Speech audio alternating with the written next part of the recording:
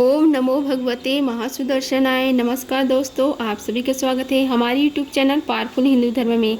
आज हम आप सभी को अश्विन मास में श्रीमद् भागवत महापुराण में कथा अध्याय 42 और 43 का रसपान कराएंगे। आइए रसपान कीजिए कथा अध्याय 42 का, जिसमें वर्णन है विराट शरीर की उत्पत्ति। मैत्रेय ऋषि ने कहा, सर्वशक्तिमान भगवान ने जब देखा कि आपस में संगठित न होने के कारण ये मेरी महातत्व आदि शक्तियाँ विश्व रचना के कार्य में असमर्थ हो रही हैं, तब वे काल शक्ति को स्वीकार करके एक साथ ही महतत्व, अहंकार, पंचभूत, पंच तन्मात्रा और मन सहित 11 इंद्रियां, इन 23 तत्वों के समुदाय में प्रविष्ट हो गए। उनमें प्रविष्ट होकर उन्होंने जीवों के सोए हुए अदृष्टों को जागृत किया और परस्पर विलग हुए। उस तत्व समूह को अपनी क्रिया शक्ति के द्वारा आपस में मिला दिया। इस प्रकार जब भगवान ने अदृष्ट को कार्यों उन्मुख किया, तब उस 23 तत्व के समूह ने भगवान की प्रेरणा से अपने अंशों द्वारा आदि पुरुष विराट को उत्पन्न किया। अर्थात जब भगवान ने अंश रूप से अपने उस शरीर में प्रवेश किया, तब वह विश्व रचना करने वाला महातत्व आदि का समुदाय एक दूसरे से मिलकर परिणाम को प्राप्त हुआ। यह तत्व का परिणाम ही विराट पुरुष है, जिसमें चराचर जगत विद्यमान है। जल के भीतर जो अंड रूप आश्रय स्थान था, उसमें वह हिरण्मय विराट पुरुष संपूर्ण जीवों को साथ लेकर 1000 दिव्य वर्षों तक रहा। वह विश्व रचना करने वाले तत्व का गर्भ कार्य था तथा ज्ञान, क्रिया और आत्मा शक्ति से संपन्न था। इन शक्तियों से उसने स्वयं अपने क्रमशः एक हृदय रूप, 10 प्राण रूप और 3 आध्यात्मिक, अधिक दैविक, अधिभौतिक विभाग किए। यह विराट पुरुष ही प्रथम जीव होने के कारण समस्त जीवों का आत्मा, जीव रूप होने के कारण परमात्मा का अंश और प्रथम अव्यक्त होने के कारण भगवान का आदि अवतार है। यह संपूर्ण भूत समुदाय इसी में प्रकाशित होता है। यह अध्यात्मा, अधिभूत और अधिदैव रूप से 3 प्रकार का, प्राण रूप से 10 प्रकार का और हृदय रूप से 1 प्रकार का है। फिर विश्व की रचना करने वाले महातत्व आदि के अधिपति श्री भगवान ने उनकी प्रार्थना को स्मरण कर उनकी वृत्तियों को जगाने के लिए अपने चेतना रूप तेज से उस विराट पुरुष को प्रकाशित किया, उसे जगाया। उसके जागृत होते ही देवताओं के लिए कितने स्थान प्रकट हुए, यह मैं बतलाता हूँ, सुनो।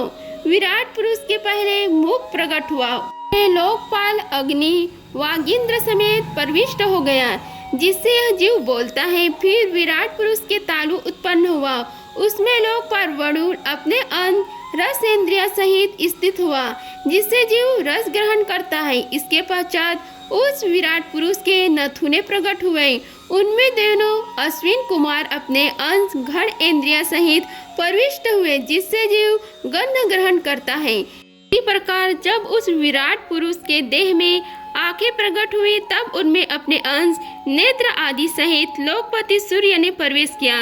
जिस नेत्र आदि से पुरुष को विविध रूपों का ज्ञान होता है, फिर उस विराट विग्रह में त्वचा उत्पन्न हुई, उसमें अपने अंश त्वागी इंद्र के सहित वायु स्थित हुआ। जिस त्वागिंद्र से जीव स्पर्श का अनुभव करता है, जब इसके कर्ण छिद्र प्रकट हुए, तब उनमें अपने अंश श्रवण इंद्रिया सहित दिशाओं ने प्रवेश किया। जिस श्रवण इंद्रिया से जीवों को शब्द का ज्ञान होता है, विराट शरीर में चम्र उत्पन्न हुआ, उसमें अपने अंश रोमों के सहित औषधियाँ स्थित हुई। जिन रोमों से जीव खुजली आदि का अनुभव करता है, अब उसके लिंग उत्पन्न हुआ। अपने इस आश्रय में प्रजापति ने अपने अंश वीर्य सहित प्रवेश किया, जिससे जीव आनंद का अनुभव करता है। फिर विराट पुरुष के गुदा प्रकट हुई, में लोकपाल मित्र ने अपने अंश वायु इंद्र के सहित प्रवेश किया, इससे जीव मल त्याग करता है। इसके पश्चात उसके हाथ प्रकट हुए, उनमें अपने ग्रहण त्याग रूपा शक्ति के सहित देवराज इंद्र ने प्रवेश किया। इस शक्ति से जीव अपनी जीविका प्राप्त करता है। जब इसके चरण उत्पन्न हुए तब उनमें अपनी शक्ति गति के सहित लोकेश्वर विष्णु ने प्रवेश किया। इस गति शक्ति द्वारा जीव अपने गंतव्य स्थान पर पहुंचता है। फिर इसके बुद्धि उत्पन्न हुई। अपने इस स्थान में अपने अंश बुद्धि शक्ति के साथ वाक्पति ब्रह्म ने प्रवेश किया। इस बुद्धि शक्ति से जीव ज्ञातवज्ञ विषयों को जान सकता था। फिर इसमें हृदय प्रकट हुआ। उसमें अपने अंश मन के सहित चंद्रमा स्थित हुआ। इस मना शक्ति द्वारा जीव संकल्प विकल्प आदि रूप विकारों को प्राप्त होता है। तत्पश्चात विराट पुरुष में अहंकार उत्पन्न हुआ। इसने अपने आश्रम में क्रिया शक्ति सहित अभिमान रुद्र ने प्रवेश किया। इससे जीव अपने कर्तव्य को स्वीकार करता है। इसमें चित्त प्रकट हुआ। उसमें चित्त शक्ति के सहित महातत्व ब्रह्म स्थित हुआ। इस चित्त शक्ति से जीव विज्ञान चेतना को उपलब्ध करता है। इस विराट पुरुष के सिर से स्वर्गलोक, पैरों से पृथ्वी और नाभि से अंतरिक्ष आकाश उत्पन्न हुआ। इनमें क्रमशः सत्व, रज और तम इन तीनों गुणों के परिणाम रूप देवता, मनुष्य और प्रेत आदि देखे जाते हैं। इनमें देवता लोग सत्व गुण की अधिकता के कारण स्वर्गलोक में मनुष्य और उनके उपयोगी गौ आदि जीव रजोगुणों की प्रधानता के कारण पृथ्वी में तथा तमोगुणी स्वभाव वाले होने से रुद्र के पार्षदगण भूत प्रेत आदि दोनों के बीच में स्थित भगवान के नाभि स्थानीय आंतरिक लोक में रहते हैं। हे विदुर जी, वेद और ब्राह्मण भगवान के मुख से प्रकट हुए। मुख से प्रकट होने के कारण ही ब्राह्मण सब वर्णों में श्रेष्ठ और सबका गुरु है। उनकी भुजाओं से क्षत्रिय वृत्ति और उसका अवलंबन करने वाला क्षत्रिय वर्ण उत्पन्न हुआ, जो विराट भगवान का अंश होने के कारण जन्म लेकर सब वर्णों की चोर आदि के उपद्रवों से रक्षा करता है। भगवान के दोनों जंगों से सब लोगों को निर्वाह करने वाली वैश्य वृत्ति उत्पन्न हुई और उन्हीं से वैश्य वर्ण भी प्रादुर्भाव हुआ। यह वर्ण अपनी वृत्ति से सब जीवों की जीविका चलाता है। फिर सब धर्मों की सिद्धि के लिए भगवान के चरणों से सेवा वृत्ति प्रकट हुई और उन्हीं में से पहले उस वृत्ति का अधिकारी शूद्र वर्ण भी प्रकट हुआ, जिसकी वृत्ति से ही श्री हरि प्रसन्न हो जाते हैं। ये चारों वर्ण अपनी अपनी वृत्तियों के सहित जिनसे उत्पन्न हुआ है, उन्हें अपने गुरु श्री हरि अपने अपने धर्मों से चित्त शुद्धि के लिए श्रद्धा पूर्वक पूजन करते हैं। हे विदुर जी, यह विराट पुरुष काल, कर्म और स्वभाव शक्ति से युक्त भगवान की योग माया के प्रभाव को प्रकट कराने वाला है। इसके स्वरूप का पूरा पूरा वर्णन करने का कौन साहस कर सकता है।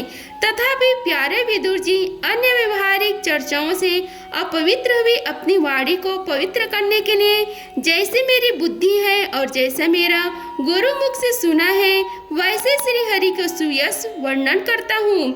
हे महापुरुषों का मत है कि पूर्ण श्लोक शिरोमणि श्री हरि के गुणों को गान करना ही मनुष्य के वाणी का तथा विद्वानों के मुख से भागवत कथा अमृत का पान करना ही उनके कानों का सबसे बड़ा लाभ है।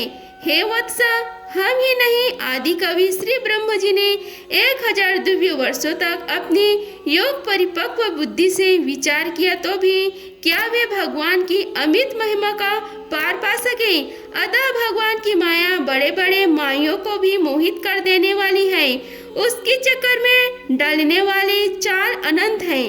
अतः स्वयं भगवान भी उसकी था नहीं लगा सकते, फिर दूसरे की तो बात ही क्या है।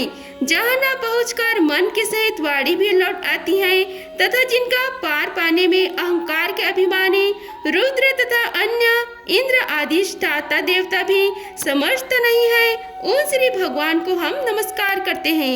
इति श्री भागवत महापुराणे तृतीय स्कंद में कथा अध्याय 42 का समापन हुआ।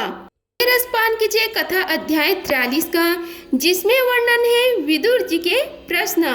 आइए आगे की कथा का अध्ययन कीजिए। श्री सुखदेव जी कहते हैं कि मैत्रेय जी का यह भाषण सुनकर बुद्धिमान व्यास नंदन विदुर जी ने उन्हें अपनी वाणी से प्रसन्न करते हुए कहा।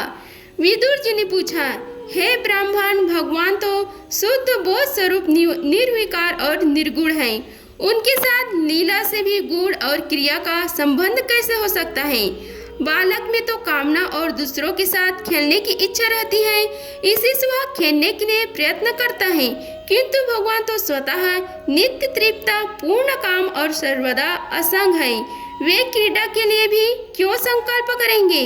भगवान ने अपनी गुणमयी माया से जगत की रचना की है, उसी से वे इसका पालन करते हैं और फिर उसी से ही संहार भी करेंगे। जिनके ज्ञान का देश, काल अथवा अवस्था से अपने आप या किसी दूसरे निमित्त से भी कभी लोप नहीं होता, उनका माया के साथ किस प्रकार संयोग हो सकता है? एकमात्र ये भगवान ही समस्त क्षेत्रों में उनके साक्षी रूप से स्थित हैं। फिर इन्हें दुर्भाग्य या किसी प्रकार की कर्म जनित क्लेश की प्राप्ति कैसे हो सकती है? हे भगवान, इस अज्ञान संकट में पड़कर मेरा मन बड़ा ही खिन्न हो रहा है। आप मेरे मन के इस महान मोह को कृपा करके दूर कीजिए। श्री सुखदेव जी महाराज कहते हैं कि तत्वज्ञानीसु विदुर जी का यह प्रेरणा प्राप्त कर अहंकारहीन मैत्रेय जी ने भगवान का स्मरण करते हुए मुस्कुराते हुए कहा। श्री मैत्रेय जी ने कहा, जो आत्मा सबका स्वामी है और सर्वदा मुक्त स्वरूप है, वही दीनता और बंधनों को प्राप्त हो। यह बात युक्ति विरुद्ध अवश्य है, किंतु वस्तुतः यही तो भगवान की माया है। जिस प्रकार स्वप्न देखने वाले पुरुष को अपना सिर काटना आदि व्यापार न होने पर भी अज्ञान के कारण सत्यवत भात से है, उसी प्रकार इस जीवों को बंधन आदि न होते भी अज्ञानवश भास रहे हैं। यदि यह कहा जाए कि फिर ईश्वर में इनकी प्रतीति क्यों नहीं होती, तो इसका उत्तर यह है कि जिस प्रकार जल में होने वाली कंप आदि क्रिया जल में दिखने वाले चंद्रमा के प्रतिबिंब में न होने पर भी भासती है, आस्था चंद्रमा में नहीं, उसी प्रकार देह अभिमान जीव में ही देह की मिथ्या धर्मों की प्रतीत होती है, परमात्मा में नहीं। निष्काम भाव से धर्मों का आचरण करने पर भागवत कृपा से प्राप्त हुए भक्ति योग के द्वारा यह प्रतीति धीरे धीरे निर्वित्त हो जाती है। जिस समय समस्त इंद्रिय विषयों से हटकर साक्षी परमात्मा श्री हरि में निश्चल भाव से स्थित हो जाती है, उस समय गाढ़ निद्रा में सोए हुए मनुष्य के समान जीव के राग द्वेष आदि सारे क्लेश सर्वथा ही नष्ट हो जाते हैं। श्री कृष्ण के गुणों का वर्णन एवं श्रवण अशेष दुख राशि को शांत कर देता है। फिर यदि हमारे हृदय में उनके चरण कमलों की रथ की सेवा का प्रेम जाग पड़े, तब तो कहना ही क्या है। विदुर जी ने कहा, हे भगवान, आपकी युक्ति युक्त वचनों की तलवार से मेरे संदेह छिन्न छिन्न हो गए हैं। अब मेरा चित्त भगवान की स्वतंत्रता और जीव की परतंत्रता दोनों ही विषयों में खूब प्रवेश कर रहा है। हे विद्वान, आपने यह बात बहुत ही ठीक कही है कि जीवों को जो क्लेश आदि की प्रतीत हो रही है, उसका आधार केवल भगवान की माया ही है। वह क्लेश मिथ्या एवं निर्मूल ही है, क्योंकि इस विश्व का मूल कारण ही माया के अतिरिक्त और कुछ नहीं है। इस संसार में दो ही प्रकार के लोग सुखी हैं, या तो जो अत्यंत मूढ़ अज्ञानग्रस्त है, या जो बुद्धि आदि से अति श्री भगवान को प्राप्त कर चुके हैं।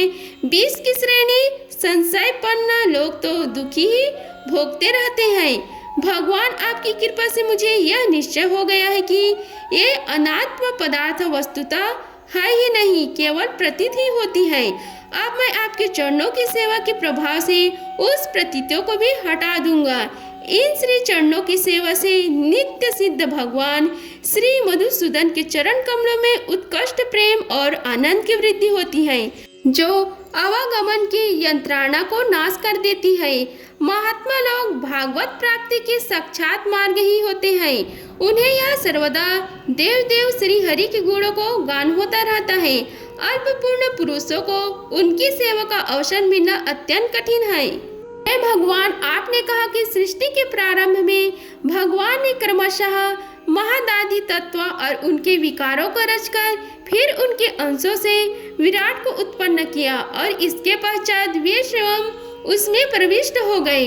उस विराट के हजारों पैर, जंघे और बाहें हैं। उन्हीं को वेद आदि पुरुष कहते हैं। उन्हीं में सब लोग विस्तृत रूप से स्थित हैं। उन्हीं में इंद्रियां, विषय और इंद्र अभिमानी देवताओं सहित 10 प्रकार के प्राणों का, जो इंद्र बल, मनोबल और शारीरिक बल रूप से 3 प्रकार है, अपने वर्णन किया है। और उन्हीं में से ब्रह्मांड आदि वर्ण भी उत्पन्न हुए। अब आप मुझे उनकी ब्रह्म आदि विभूतियों का वर्णन सुनाइए, जिनसे पुत्र, पौत्र, नाती और कुटुंबियों सहित तरह तरह की प्रजा उत्पन्न हुई है, और उससे यह सारा ब्रह्मांड भर गया। यह विराट ब्रह्म आदि प्रजापतियों का भी प्रभु है। उनसे किन किन प्रजापतियों को उत्पन्न किया तथा सर्ग, अनुसर्ग और मनवांतरों के अधिपति मनु को भी किस क्रम से रचना की। मैत्रेय जी उन मुनियों को अंश और वंशधर राजाओं के चरित्रों का भी, पृथ्वी के ऊपर और नीचे के लोगों को तथा भूलोक की विस्तार और स्थिति का भी वर्णन कीजिए, तथा यह भी बताइए कि त्रियक मनुष्य, देवता, सरीसृप, सर्प आदि रेंगने वाले जंतु और पक्षी तथा जरायुज, स्वदेज, अंडज और उद्बीज, ये 4 प्रकार के प्राणी किस प्रकार उत्पन्न हुए। श्री हरि ने सृष्टि करते समय जगत की उत्पत्ति, स्थिति और संहार के लिए अपने गुण अवतार ब्रह्मा, विष्णु और महादेव रूप से जो कल्याणकारी लीलाएं की है, उनका भी वर्णन कीजिए। वेश, आचरण और सौभाग्य के अनुसार वर्ण आश्रम का विभाग, ऋषियों के जन्म कर्म आदि, वेदों का विभाग, यज्ञों का विस्तार, योग का मार्ग, ज्ञान मार्ग और उसका साधन, संख्या मार्ग तथा भगवान के कहे हुए नारद, 5 रात्र आदि तंत्र शास्त्र, विभिन्न पाखंड मार्गों के प्रचार से होने वाली विषमता, नीच वर्णों के पुरुष से उच्च वर्ण की स्त्री में होने वाली संतानों के प्रकार तथा भिन्न भिन्न गुण और कर्मों के कारण जीवों की जैसी और जितनी गतियां होती हैं, वे सब हमें सुनाइए। हे ब्रह्म, धर्म, अर्थ, काम और मोक्ष की प्राप्ति के परस्पर अवरोधी साधनों का वाणिज्य, दंड नीति और शास्त्र श्रवण की विधियों का, श्रद्धा की विधि का, पितृगणों की सृष्टि का तथा कालचक्र में ग्रह, नक्षत्र और तारागण की स्थिति का भी अलग अलग वर्णन कीजिए। दान, तप तथा इष्ट और पूर्त कर्मों का क्या फल है। प्रवास और आपत्ति के समय मनुष्य का क्या धर्म होता है। निष्पात मैत्रेय जी, धर्म के मूल कारण श्री जनार्दन भगवान किस आचरण से संतुष्ट होते हैं और किन पर अनुग्रह करते हैं, यह वर्णन कीजिए। हे द्विजन, दीनवत्सल गुरुजन, अपने अनुगत शिष्यों और पुत्रों को बिना पूछे भी उनके हित की बात बतलाना दिया करता है।